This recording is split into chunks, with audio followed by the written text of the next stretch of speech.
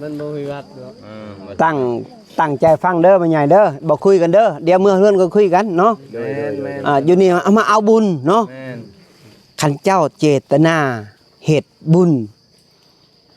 บ่เว้าถึงเงินดอกแค่จะเจตนามานั่งฟังธรรมะนี่เจ้าได้บุญอย่างมากมายมหาศาลเลยโยมพ่อโยมแม่เด้อมีพักเศษหนึ่งมีข้าวก้อนหนึ่งถ้าเจ้าเจตนาเฮ็ด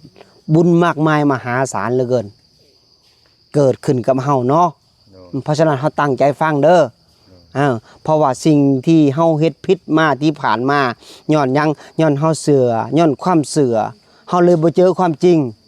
เสือแต่พ่อแต่แม่แต่ปู่แต่ย่าเฮามาว่าเฮาเฮ็ดแบบนี้แล้วพ่อแม่เฮาจะได้รับเมื่อก่อนครูบากะถือศาสนาผีคือกัน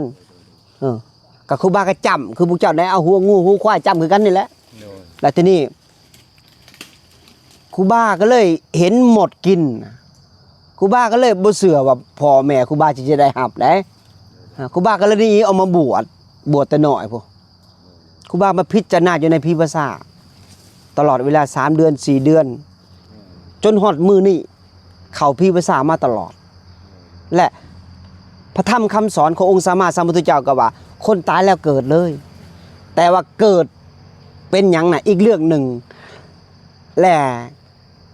เกิดเป็นที่ว่ามันอยู่ที่การกระทำของเฮากรรมนี่เกิดจากการกระทำเฮากระทำยังลงไปนี่แหละอนาคตของเฮาในปัจจุบันตัวนี้เฮาเฮ็ดบุญเฮาก็ได้บุญแม่นบ่เฮาเฮ็ดบาปได้บาปแม่นบ่อันนี้คือเหตุของมันแล้วเฮาเฮ็ดหยังปัจจุบันเฮาต้องถามตัวเองเนาะ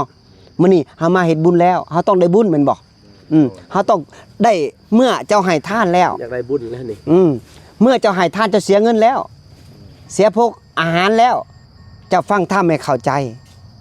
และเจ้าจะได้แจ่มแจ้งเจ้าจะได้กุศลบุญจะสิบ่เสื่อม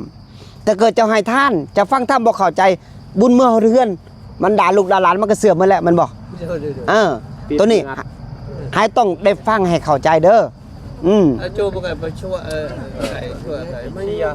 ส่วนบุญนี้เจ้าเฮ็ดมื้อนี้จะบ่สูญเปล่าให้ครูบาเพิ่นได้สันได้นั่งสมาธิได้แผ่เมตตาผู้รักษาศีลบำเพ็ญเพียรภาวนาได้บุญมากมายมหาศาลและสิ่งที่สูญเปล่าที่บ่ได้หยังเลยคือเจ้าจำเจ้าบะเจ้าบนเจ้าจำหัวงัวหัวควายเจ้าขางัวขาควายเป็น10 20โตกเห็นระเบิดได้บาปได้เด้อย้อนยังเจ้าขาสัตว์ตัดชีวิตอายุเจ้าสิสั้นลงแน่นอนบ่ฮอด100 ปีคนคู่มือนี่บ่ฮอดย้อนยังย้อนเฮาขาสัตว์หลายย้อนเฮาเบียดเบียนสัตว์หลายงูควายมันกินแต่หญ้าเนาะมันบ่เคยกินคนแต่คนได้กินมันแม่นบ่เฮาอยากแล้วเฮาไปบอกนี่อาหารของเฮาก็ไปฆ่ามันกินแต่มันก็ห้องน้ำตามันไหลมันก็บ่แตกต่างกับคนเกิดมาต้องหักชีวิตตัวเองคือกันเพราะฉะนั้นเฮาอย่าเบียดเบียนนี่คนตายนี่พวกเจ้าเมียน3-4 มื้อพวกเจ้าฆ่างูฆ่าควายหมดเงิน40-50 ล้านมันมีประโยชน์หยังมันบอกถ้าเกิดเจ้าอยากเฮ็ดบุญนี่นะเจ้าเฮ็ดผ้าขาวผ้าเว้นผ้าเดียวกันบ่ต้องเฮ็ดหลายผ้าเฮ็ดผ้าแจกผ้าขาวผ้าเว้นให้พ่อให้แม่คือไปตลาดไปซื้อของตลาดมาเฮ็ดบ่ต้องขาดสัตว์ตัดชีวิตบุญเจ้าสิได้หลายคันเจ้าล้มงัวล้มควายเปรียบเสมือนกับเฮ็ดบุญแต่บ่ละบาปเปรียบกันเสมือนกับจะอาบน้ำขี้ตมมันสิเกี่ยงบ่มันบ่เกี่ยงแม่นบ่มันมีขี้ตมติดแม่นบ่อันนี้คือกันเจ้าเฮ็ดบุญแต่เจ้าบ่เลิกฆ่าสัตว์แม่นและคนมันอยากกินเฮ้ยสังขารแล้วมันอยากเด้แม่นบ่คนมีกิเลสแต่หัวอันครูบาอาจารย์เดี๋ยวบอกเลยบ่เชื่อฟังย้อนนังย้อนว่าคนที่มีศีลมีธรรมจะบ่ค่อยเชื่อฟังแต่ว่ากิเลสมันพอใจในการกินในการสนองตัณหาในการความสบายของมันแม่นบ่ตัวนี้เลยบ่เชื่อฟังกัน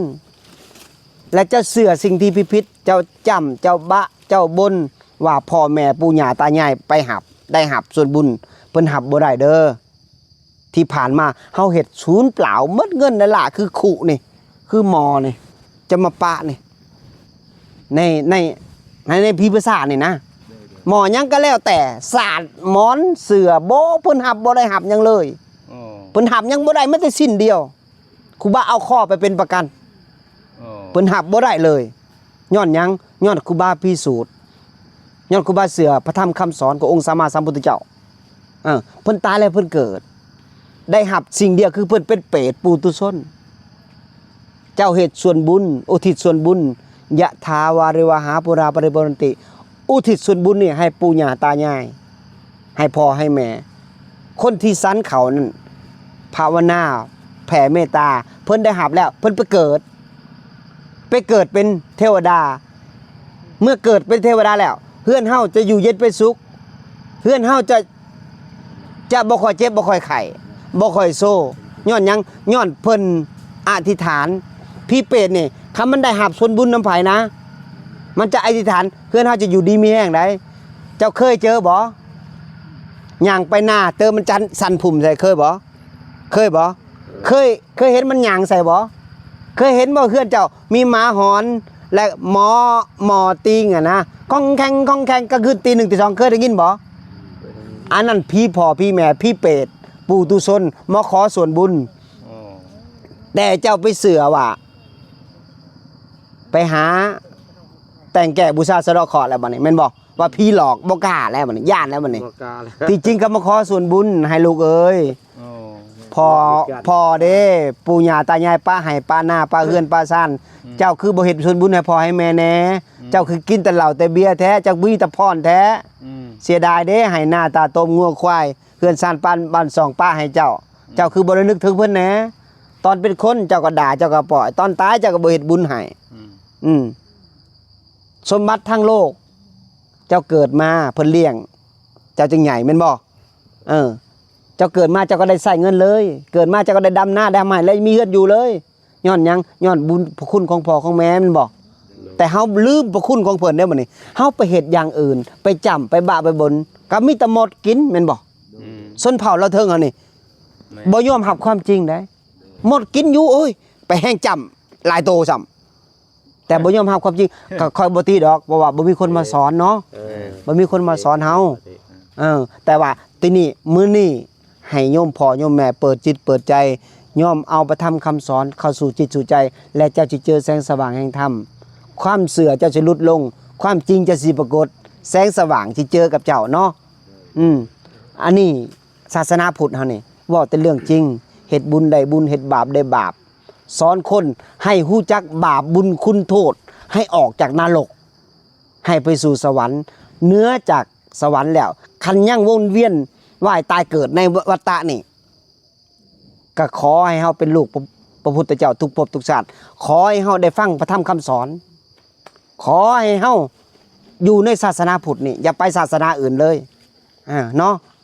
คันเจ้าไปนับถือพญานาคกับเจ้าสิเป็นลูกหลานพญานาคเจ้าสิเป็นบ่งูเจ้าสิเป็นบ่เอียนเจ้าสิเป็นบ่พญานาคฉะนั้นเจ้าอย่าเชื่อเด้อสิ่งผิดเจ้าเปิดจิตเปิดใจยอมรับพระธรรมคำสอนเข้าสู่ศาสนาพุทธนี่นะ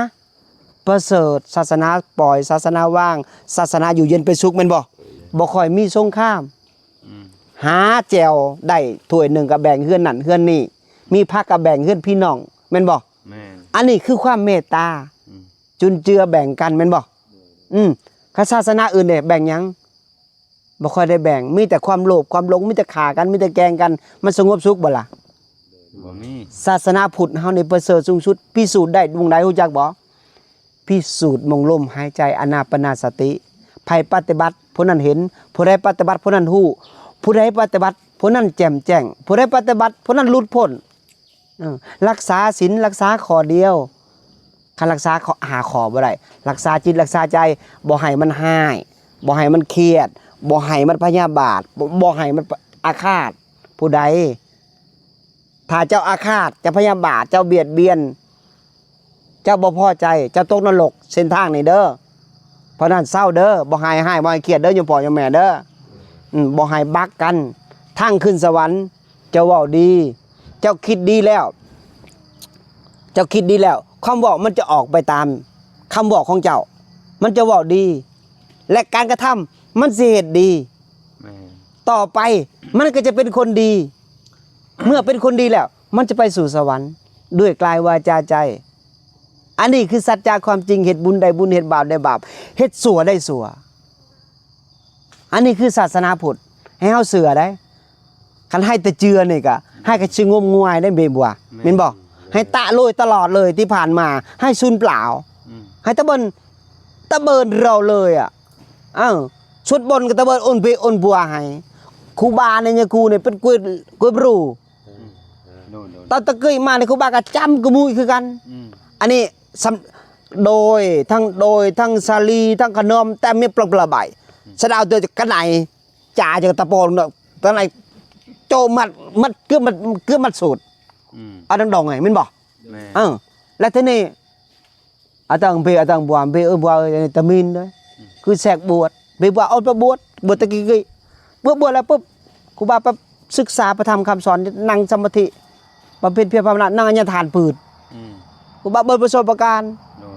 ตัวเพื่อครูบาก็เอาประธรรมคำสอนนี่เธอสอนญาติโยมอนดังสัจจะความจริงอนดังบนอนดังบาปอนดังนาเปิดสวรรค์อนดังนาแสงนรกน่าจะแสงนรกแสงบ่อนรกสิเป้าว่าปันเป็ดสิเป้าว่าปันสัตว์ในไรสารสิเป้าว่าสัตว์ในสัตว์นรกทางสวรรค์เปิดทางสวรรค์นี่ให้วัวอขึ้นตาเด้อเยอะเชื่อเรื่องนี้บทสวรรค์ให้รังเงียบวินให้ตาวัดที่ตาวัดจะเอ็ดยาคูเถอะยาคูจินยั่วดอกประตาดงตาทีอ่อนเด้อจะการยาคูจินยั่วยาคูเถอะสอนอะไรเนี่ยตู้น่ะตู้เอ็ดประเนี่ย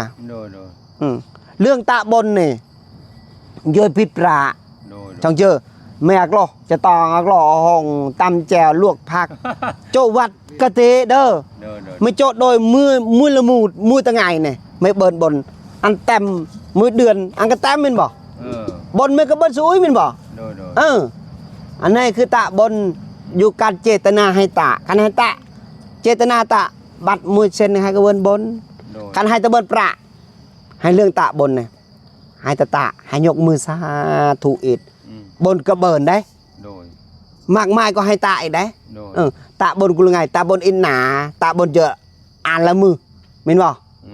อ่านละมือจะเบินเรานานเราเบินกิเลสเบินหนามินบอกแต่บนให้ตาเบินในจิตให้มินบอกอันนี้คือความจริงได้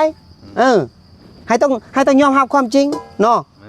ความจริงเป็นสิ่งที่บ่ตายกูละไงเนี่ยโอ้ยให้ต้องพิจารณาดีๆเด้อต้องเข้าใจว่าสิ่งใดที่ว่าปันเปรตปันมารปันอสุรกายของกวยกันนอกหันจุตาอันจุเอสอันโลยสินให้วัวกินก็ทำเฮ้ยบอกเบมบัวให้ตะก่อนนะอายุ100 ปี110 130เป็นบอกย้อนอันตะตุยตะหลักตะขโมยมีแต่สับไม่บอกมีแต่เพื่อซึ่งกันและกันอันนี้คือการรุ่นให้ใน40 45 50กระจีดรอนอนอาเบิร์นของกวยกันนอกแล้วกวยโมก็เยอะอายะโมก็เยอะกูละไงอันต่ำเนี่ยเบี้ยบัวอันเตอันเรียมันบอกอันสู้อะไรอันเบี้ยบัวกระจีดไวๆคือจะเจนเนี่ยเป็นละเยอะอันไปอันสู้อะไรกูละไงเนี่ยได้เยอะแบ่งอันนั้นคันอันเรื่องให้จังแบ่งอันเด้อเบี้ยคือกันเยอะกระยากันเยอะเอ็ดกูไม่ใช่กูสู้ไอ้กูนั่งไอ้อันเตตะกองเลยเยอะกระจีดยินบอกมอแต่เบิดด้วยความสนุกส่วนตัวตะดังเบตะดังบัวตะดังกตัญญูกตเวทีตะดังบนบาปอันตะดังไหนกล้วยเมื่อจันเนี่ยอันมิตรจ่าจะกะใบอันมันตะได้ไหมอันเตะไออันตะเบิดซ้อนได้พวกไหนได้เพราะฉะนั้นให้มีสติเด้อให้เอาตั้งมั่นในศาสนาเด้อศาสนาพุทธให้ในประเสริฐสุดเนาะเพราะฉะนั้นมือนายปันบนปันกุศลอันสูงสุดที่เฮาได้มาเฮ็ดมาทานเนาะเพราะฉะนั้นให้ญาติโยมต้องมีตัวความสุขความเจริญมั่งมีสีสุขอย่าเจ็บอย่าจนทุกคนต้องเห็นธรรมด้วยเถิดสาธุ